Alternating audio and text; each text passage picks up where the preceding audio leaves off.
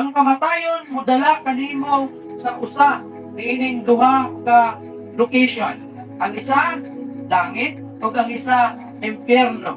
Now, ditong pabilin padayon nga nagatuo na ang langit ug ang impyerno adunay lain pamaagi para makaikyas sa impyerno o makaadto sa langit. Daghan mga tao naguna-una ani nga aduna sila lain-lain na mga pamaagi, mga escape plan para lang makaikyas gikan sa impyerno o makaadto dito sa langit. Now, una na pagabuhaton sa tao para maka-escape siya gikan sa impyerno is una, the good works plan. Kung sa manig the good works plan, adunay daghan na mga magtutudlo even sa mga lain-lain na mga denomination na pag magbinutan ka o magpakita ka sa imuhang mga maayong buhat, makaikyas ka diha sa kalaglagan sa imong kalag o makaadto ka dito sa langit na iandam sa Ginoo. According pa sa survey na gihimo atong 2021, sobrang natunga sa mga Pilipino o porsyento sa mga Pilipino nagatuo na kung ang tao is magbinuutan o buutan ngayon siya na igo na kaniya na maka-earn siya o luna dito sa langit. Pero unsa man gyud ang gisulti sa Biblia? May tungod sa pamaagi para maadto kag langit. Tama ba nga kung buutan ka, kung maayo kang tao, aduna kay luna dito sa langit? Naano pangutano ng Biblia kung nakabag yun? Ang Epeso, Kapitulo 2, versikulo 8, ngadto na sa 9, nag-ingon, it is by grace you have been saved through faith. Masa daw, pinaagi sa grasya, kamo naluwas tungod sa inyong pagtuo. And this not from yourselves, it is the gift of God, not by works, so that no one can boast. So kung imong sakton ang gisulti ni Apostol Pablo diha sa Efeso Kapitulo 2 versikulo 8 ngadto na sa 9 na ang kaluwasan pinaagi sa grasya tungod sa atoang pagtuo diha sa Ginoo. O kini dili pinaagi sa inyong kagalingon kay kini gasa sa Ginoo. Dili pinaagi sa buhat aron walay bisan kinsa or bisan usa kaninyo nga magpasigan ko ini. So aduna bay good works na giiskutan riya? Ha? Naluwas ta pinaagi sa grasya sa Ginoo tungod sa atoang pagtuo diha sa Ginoo. Mao na ang pamaagi sa kaluwasan. Daghan man nag-isgot o nagatuo na faith plus works equals salvation. Pero dili na siya mao. Kundi ang pagtuo nimo sa kang Ginoong Hesukristo mao'y makaluwas na nimo. Unya, ang binuhatan resulta na siya ang imong mga good works, ang imong mga maayong binuhatan, resulta na siya sa imuhang kaluwasan nga naangkon tungod sa imong pagtuo sa Ginoo. Ano ba? Kaya kung pinaagi sa maayong buhat, ikaw maka-earn o spay o luna, dapat dito sa ginhalian sa Ginoo, dito sa langit. Ang problema, ano ko yung problema? Ano ba? Itang tanan makasasala. Kung walay isang usa ka naton nga walay sala. Ang ulo sa Ginoo nag-ingon, Roma 3:11-12. Ikaw niya, wala gayoy tao nga matarong bisan usa. Wala gayoy gusto na upuha og maayong mga buhat. Ang tanan nagtinguha sa pagbuhat og dautan. See? Kung nato ang sabton, wala gyud bisan usa ka nato nga matarong. Ingon gani ang Roma 3:23 ingon niya, nakasala ang tanan o nahilayo sa himaya sa Dios. Kung may unta, nakasala ang tanan, that means apil ka, apil ko, apil tanan bisan pagkinsa pa ng mga tao, bisan pag kanang naa sa taas na mga pundok na ginatawag ng mga founder, mga leaders, sa mga naglain na mga denomination na ituuhan nila ng mga holy na mga tao, mga obispo na mga tao, mga reverend na mga tao, nag-consider na mga talahuron. Pero still, makasasala gyapon sila. Still, makasala gyapon sila. Continue naman. Naman sila sa akin yung ginatawag na human body. Kaya nato ang lawas nato na pinag-prone sa pagpapasala. Ang tao lang nga nahimugso ng kalimutan na walay sala is si Jesus Cristo lang. Si Jesus Christ lang. Walang nailain pa na walay sala ng pagkatao ng kalimutan. Si Jesus Christ lamang. And the rest, sukan kaniad to nakasala ng ganang tao. Kung magpapasala ng tao kay nanukad ka na siya sa pagkapukan o pagkahulog sa pagpapasala sa tao nga gihimo sa Ginoo o iyang gibutang dito sa tanaman sa Eden nga si Adan o si Eva. Now, so dili gyud ka makapastigar ko nga pinaagi sa imong pagkamaayong tao, makasunod ka dito sa langit. Pero ayaw ni anong itong mali ang pagsabot. Tawag guy, hindi nahanglan gyapon ng good works. Kinahanglan po na makita, magadagayday diha kanimo ang mga maayong binuhatan na resulta sa kaluwasan niya na angkon nimo. Pero dili pwede na i-plus nimo ang maayong binuhatan dira sa imuhang faith sa Ginoo. Tungod kay ako nang gikaingon, makasala ra kita. Ingon pa ang pulong sa Ginoo sa 1:12 na sa tanan nga midawat ug bituo sila giatagan og katungod na mga mahimong mga anak sa Dios. Kung isa gid tagaan o gitugutan na mahimong mga anak sa Dios katong nagdawat ug nagtuo kang Jesucristo. Now, another nga alternate plan, road plan. Ingaw pa ang Acts 4:12. Salvation is found in no one else, for there is no other name under heaven given to man by which we must save. So now, ang kaluwasan dili may kaplagan ni bisan kinsa tungod kay walay laing ngalan ilalom sa langit yung gihatag ngadto sa tao aron kita maluwas. Kinsa man ning pangalan? Unsa man ning pangalana? Nagihatag diri sa atua. Ingon pa walay laing ngalan. Nagtungo man kon na ilahang na dunay laing ngalan na ipadala sa kalibutan para muluwas sa ilahan. Ay mga leaders sa mga denomination na nagtungo sila, nagturo sa ilaha, maluwas sila, maluwas ang mga tao kung magpasakop ka sa ilaha. Ang ilang iglesia na kung magpasakop ka sa ilaha, maluwas kuno ka. Ha? Siguro, kapalo naman siguro mga kasambahanan na nag-angkon na kung magpasakop ka sa ilaha, maluwas ka. Kung musunod ka sa ilang mga leaders, sa ilang founder, maluwas ka. Pero, ingon ang pulo sa Ginoo in Acts chapter 4 verse 12 na walay lain ngalan nga ipadala diri sa kalibutan ilalom sa langit. Ha? Kay balumog isa pangalan na ang pangalan na gisgutan tara sa Acts pangalan na Jesus Christ. Kasi ingon sa John 14:6 o Juan 14:6, ako ang dalan ug ang kataturan, walay makaadto sa Amahan kung dili pinaagi kanako. See? Ang lawa, walay makaadto sa Amahan, which is dito sa langit, dito sa paraiso, kung dili muagi kaniya kang Kristo. So kung atong sabton, ang pangalan ng gisgutan sa libro sa Acts is si Jesus Christ.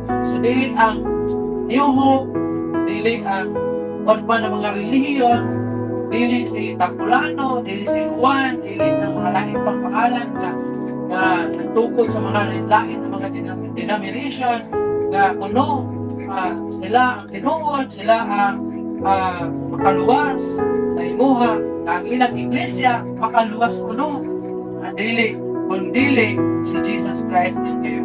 89% of Americans believe in heaven. Kailangan mo totoo.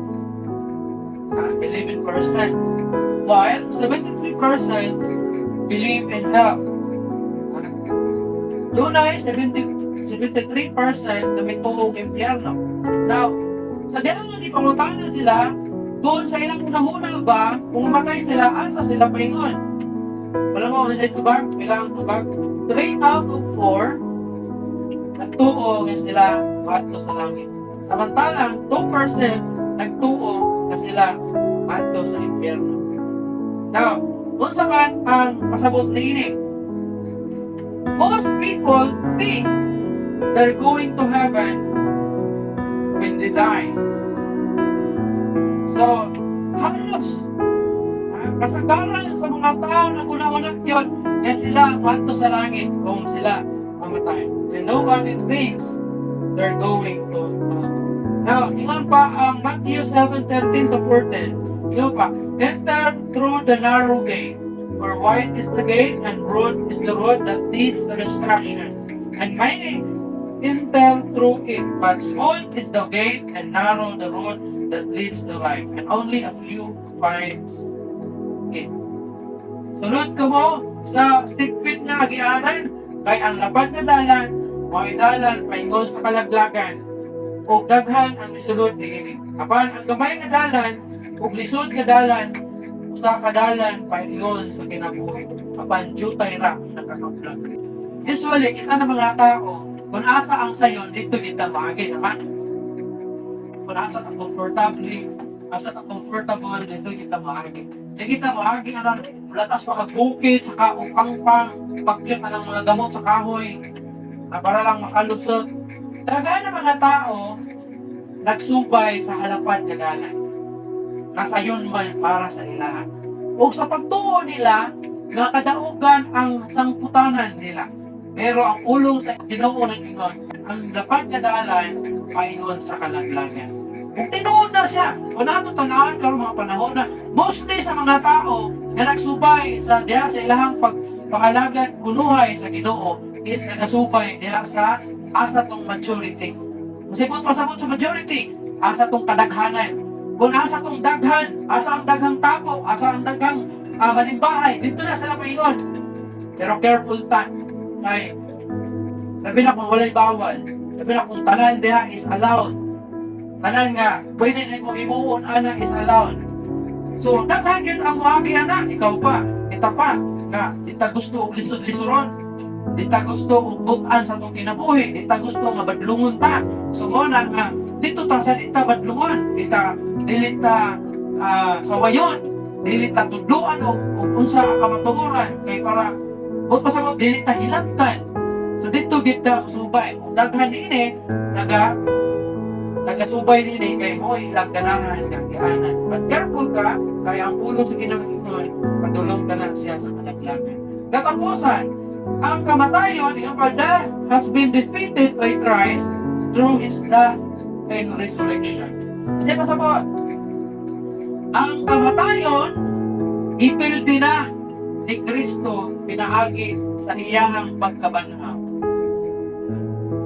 Ang pulong sa Ginoo nag-ingon sa Hebrehanon 2:14 to 15. Anong tanawon? Hebrehanon 2:14 to 15.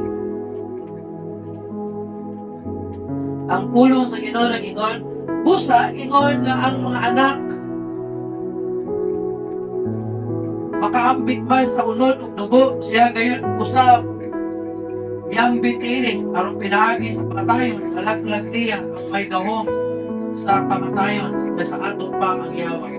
Kung aron maluwas niya silang tanan nga naulipon sulod sa tibuok nilang kinabuhi tungod sa kahadlok sa kamatayon. So si Jesus Christ, nabuntog na niya ang kamatayon. Now, kung sa may tabo, kung ang magtutuo sa Ginoo mamatay.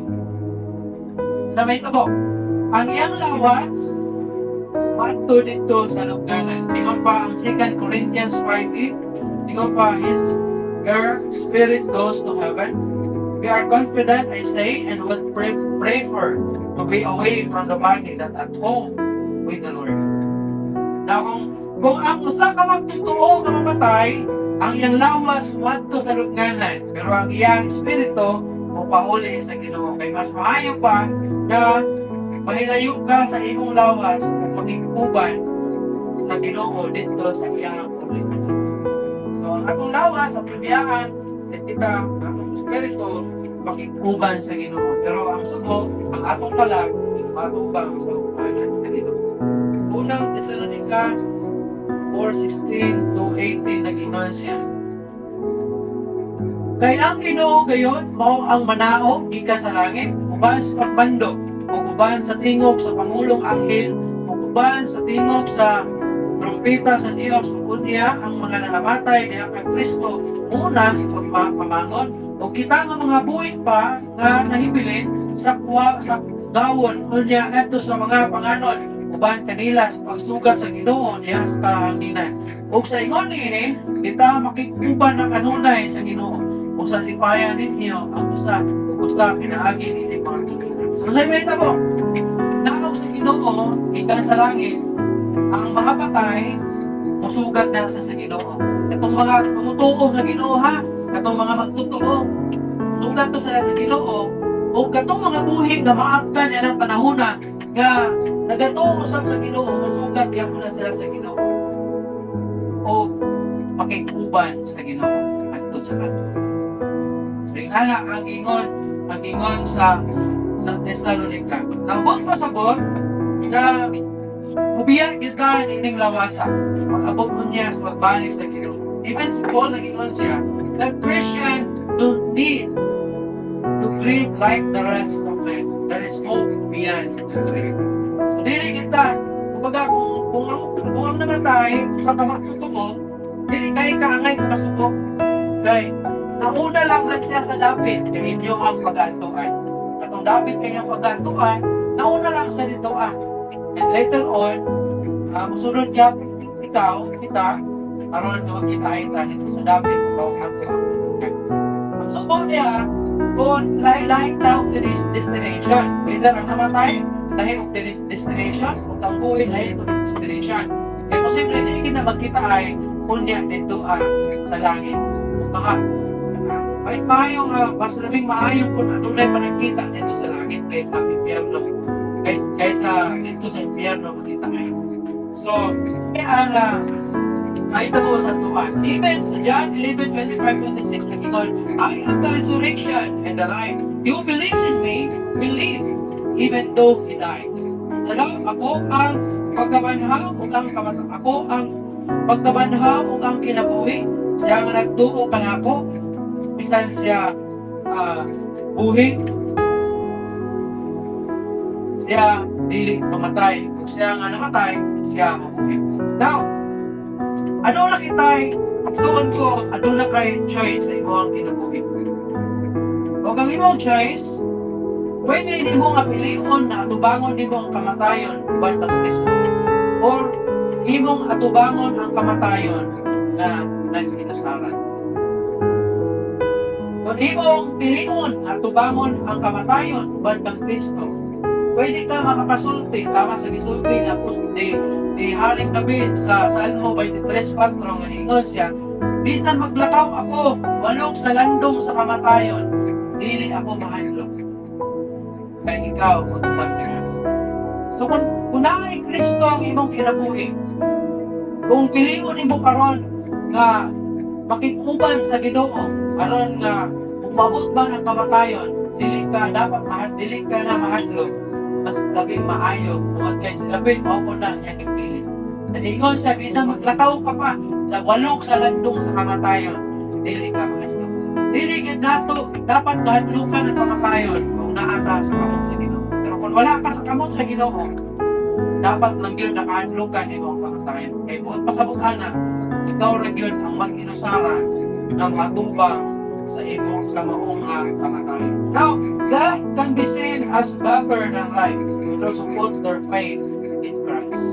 Ang kamatayon daw, mas labing maayo nga makita daw diya sa kinabuhi na iyahang ipahimutang yung pagtuo diha kang Jesucristo.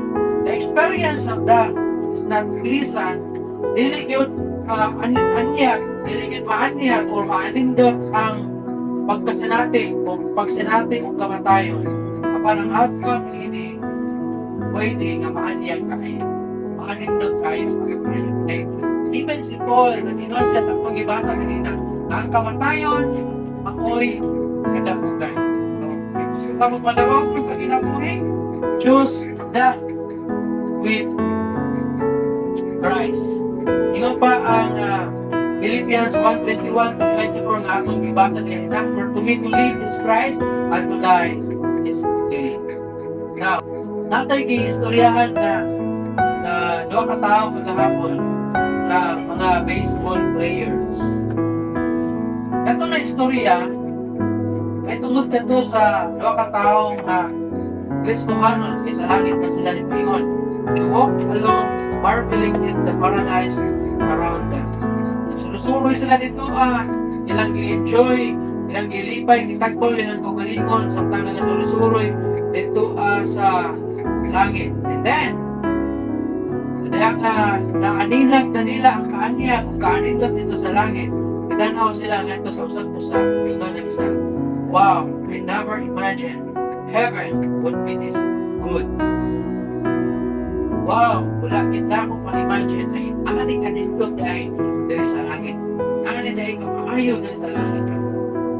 Dahil dito sa langit, nasa gingon, in Revelation chapter 21, nasa gingon ito ang langit doon na syudad, yung pa, He will wipe every tears from their eyes.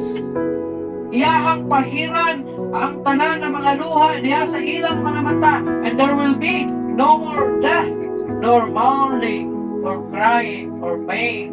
Salaw, dito wala na'y kamatayon, wala na'y kasubong, paghila, wala na'y kasakit, for the old order of things has passed away. Kaya ang daan na ng mga utang, pinagi na. And Revelation 21:4 nag-ingon, in heaven, we will say, goodbye, sorrow. Goodbye, sickness. Goodbye, pain. Goodbye, poverty. Goodbye, hatred. Goodbye, injustice. And hello, paradise. Kita na mga Kristohanon, dili kayo dapat kahadlokan ng kamatayan. Pero ikaw, na dili Kristohanon, dapat kang yun na kahadlokan nimo.